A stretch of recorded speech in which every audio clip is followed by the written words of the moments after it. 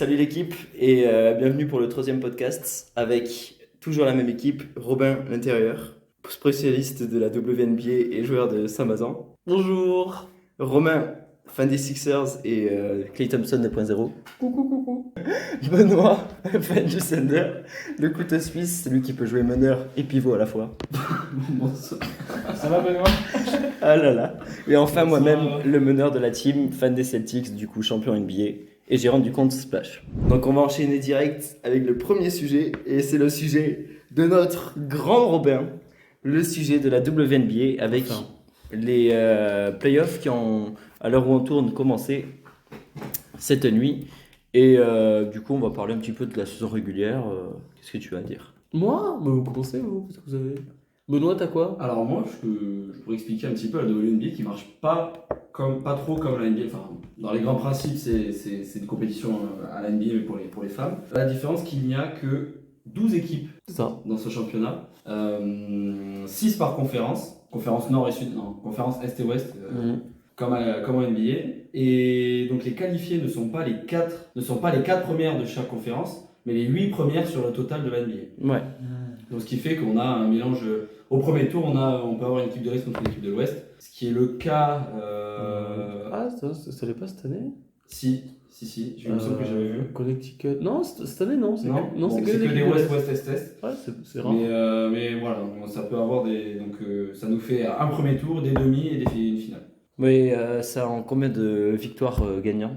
C'est pour Le les premier quarts tour. de finale, c'est les deux matchs best of three. Ok, donc premier à 2 victoires. Premier à 2 victoires et les deux premiers chez la personne qui a le meilleur seeding. Et Ok, leur place, d'accord, ok. le Et classement. du coup, le troisième match, c'est celui qui a le pire classement. Ok. Ouais, et, D'accord. et ensuite, à partir de demi-finale, c'est la première équipe à 3 matchs gagnés. Ok, Jusqu'à donc la ça peut finale. aller jusqu'en 5. Jusqu'à la finale. Et en finale, c'est pareil. C'est pareil, c'est jusqu'en 5. Ok, d'accord. C'est qui les favoris pour toi? Alors, du coup, à l'issue de la saison régulière, il y a surtout 5 équipes qui sortent du lot, je dirais. 5 équipes et demi, on va dire. Les numéros 1, Il y a une équipe qui joue qu'à 6, c'est pour ça. Il y a l'équipe numéro 1, c'est New York, le Liberty, qui a créé une super team depuis déjà 2 ans, qui joue autour de Breanna Stewart, Sabrina Ionescu, Jonquel Jones, une équipe très solide autour, et qui a gagné hier son match grâce bien sûr à ses stars, mais surtout grâce à une role player qui joue en Europe, en Allemagne, Leonie Fibic. Vu que toutes les défenses sont autour des joueuses majeures, elle a toutes les balles pour mettre à 3 points. Elle les enchaîne. 21 points hier. 0 tir manqué en plus. Sinon, l'équipe qui est arrivée deuxième, un peu à la surprise générale, c'est Minnesota. Personne ne les attendait vraiment là, même les spécialistes. C'est une équipe qui est tournée autour d'une fille qui est arrivée deuxième la saison régulière. Il y a la défenseuse de l'année aussi. Non, ça n'a pas été sorti encore. Il n'y a que la MVP pour l'instant. T'as que la MVP, la rookie. Ah, il donne le MVP en premier? Ouais, J'ai entendu c'est- sur Twitter un truc du style le défenseur de l'année, c'est à Minnesota cette année, chez les filles et chez les Oui, je garçons. confonds avec Reggie Gobert. Non, chez les filles C'est pas et chez pareil, les ouais, garçons. il joue Ah pas bon avec. Ah, vous êtes trop chiants, les gars. Peut-être c'est sorti là il y a quelques minutes, ce qui serait pas étonnant. Il n'y a pas très longtemps, mais. Hier est sorti la MVP en tout cas. Oui, Là, hier la MVP, Ah, aujourd'hui la MVP. aujourd'hui rookie. Mais d'habitude c'est le dernier, mais je pense il voulait s'assurer qu'elle reçoive le titre pendant les quarts de finale. Donc c'est pour ça qu'on l'a vu et que elle a bien brandi son son temps. plus tard. Oui, bien sûr. C'est peut-être Et une après- question de quiz, attention. Et après, du coup, Connecticut, qui est une équipe qui enchaîne les performances en playoff mais qui n'a jamais réussi à aller jusqu'au bout.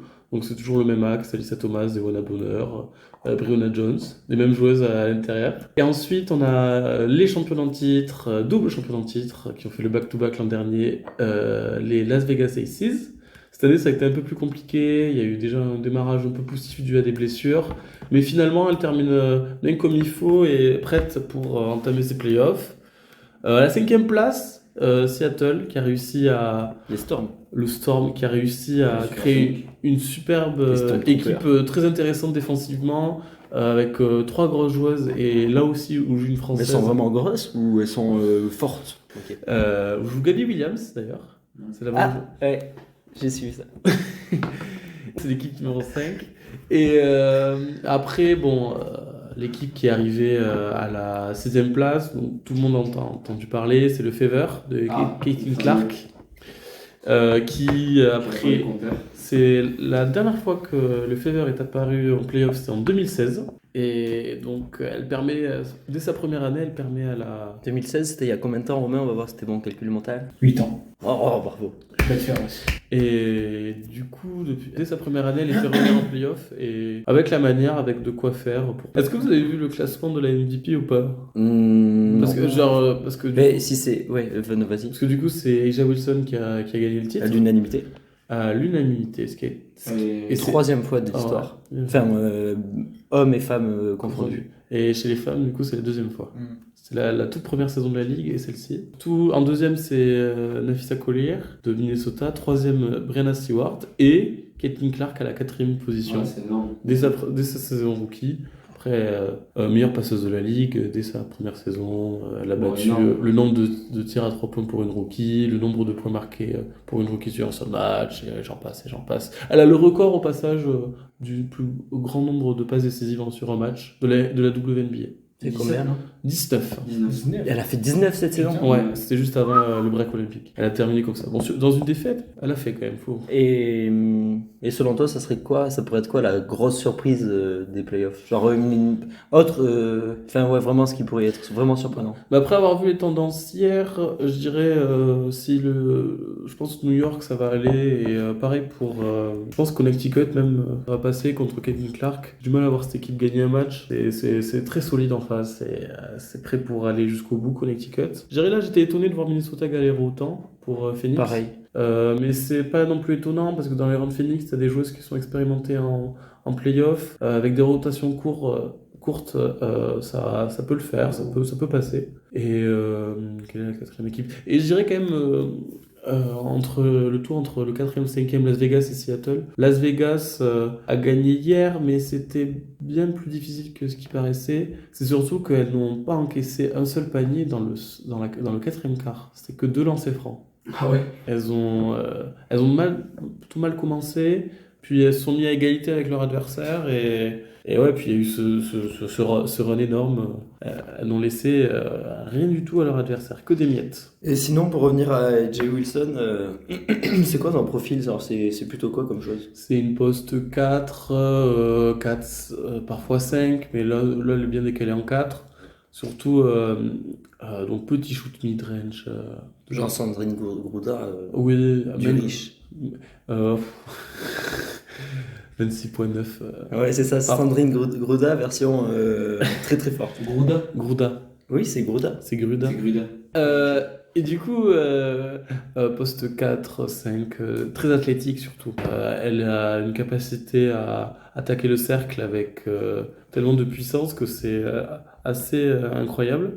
Et beaucoup de touchés. Elle est gauchère. Elle est gauchère, hein, pure gauchère de tous les côtés. D'ailleurs, contre l'équipe de France, en finale, elle a marqué que côté gauche. Ça, c'est toujours des trucs qui me font gaulerie. Comme Arden, dès que tu le vois à droite, il galère un peu. Elle a quel âge? On va voir si c'était bon. Sur les appuis. 28, 29. Putain, il est trop c'est chaud. ça, il est 28. Ok, pas mal. Et bon, on est pas mal. Et Angel Reese. Ah, c'est Romain qui l'aime bien. La fameuse. Vas-y. Oh, c'est mort. Ah, T'as pas vu ce qu'elle a fait les gars? Elle a dit faut que son gars il fasse au moins 6-7, donc genre 2m03, Ah. et qu'il soit NBA. Putain, j'étais pas En loin. fait, il y a Pas qu'un loin seul. des Pour moi, 6-7, pour moi, il y a qu'un seul des trucs qui bloquent. Bah, c'est les 6-7. Parce qu'en vrai, joueur NBA, on a déjà dit tout à l'heure. Clay Thompson 2.0. 0, frère. Ah là là.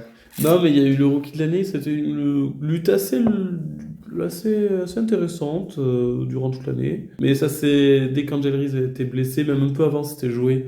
Elle était trop forte, Caitlin Clark. Mais Angel Reese, donc, machine à double-double. Elle a battu le nombre de double-double pour la WNBA. Pas pour une rookie, pour la WNBA. Ouais, j'ai vu. Oui. énorme ça. Mais le nombre de rebonds sur une saison. Le nombre de rebonds, ça a été battu par A'ja Wilson à la fin. Ok, d'accord. Donc elle a battu en autant de matchs que ses adverses, que les anciennes, ce nombre-là, parce qu'elle a arrêté à 32 matchs. Donc, et pour sa première saison rookie, elle est la première joueuse au nombre de rebonds pris par match. Et au nombre offensif, n'en parlons pas. Mais en fait, il y a eu cette discussion de oui, c'est pas élégant, elle prend juste des rebonds.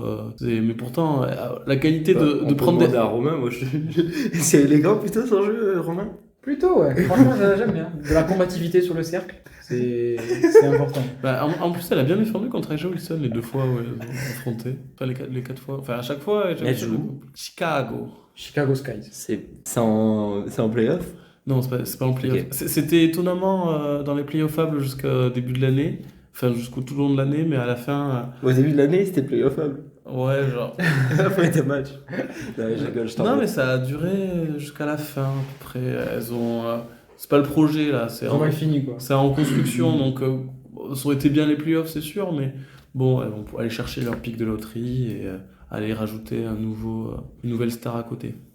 Ok, bon. On s'est pas mal appuyé sur toi. On peut parler du fait aussi que la WNBA est une ligue qui manque beaucoup, puisqu'ils ont annoncé là, en début du mois de septembre, l'arrivée d'une nouvelle franchise en 2025, 2026, 26, ouais. avec Portland. Donc de plus en plus de franchises NBA veulent implanter une franchise WNBA. Mais est-ce qu'elle sera genre la Marketer, même ouais. identité que les Blazers ou... Alors, non, ça a été racheté, sera totalement différent. non, ça a été racheté par ceux qui font le baseball, je crois. Ok, Baseball, non, la NFL. C'est la NFL. ok. Non, c'est pas le baseball, c'est la NFL. Et ça a été récupéré. Mais surtout, il faut savoir que Portland a eu une franchise WNBA il y a 20 ans, un peu. Ok. Et c'était le Portland Fire. Et après, est-ce qu'ils vont la garder? Enfin, est-ce que surtout ils vont garder le même nom? Je sais pas. Et c'est la 15e franchise. Eh, mais ça veut dire. Ouais, du coup, ça fait un décalage. 15. Et on Ça fait va dire, du coup, on va dire que ça s'étend tellement que ça. Qu'est-ce que ça va amener? Genre, je sais pas, mais c'est intéressant parce que c'était 12 donc cette année, l'année prochaine sera 13. Dans 2 ans, on est à 15, peut-être 16. L'objectif pour la commissionnaire, c'est d'avoir 16 équipes pour rééquilibrer. Est-ce qu'elle est chauve, elle aussi?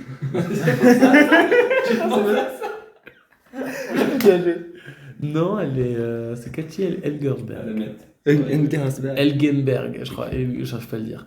Et non, depuis qu'elle arrive en 2020-2019, et ouais, elle a fait déjà pas mal de choses. Là, par exemple, pour les droits WNBA, ça va augmenter. Et tant mieux, ça va permettre une meilleure rémunération à la fin. Et après, c'est le package avec la NBA pour les droits de TV. Donc la NBA, ça monte parce que c'est la NBA, que ça continue toujours à grossir autant. Mais la WNBA, il y est pour quelque chose, en fait, dans l'accord historique pour les droits TV qui va arriver bientôt. Ok.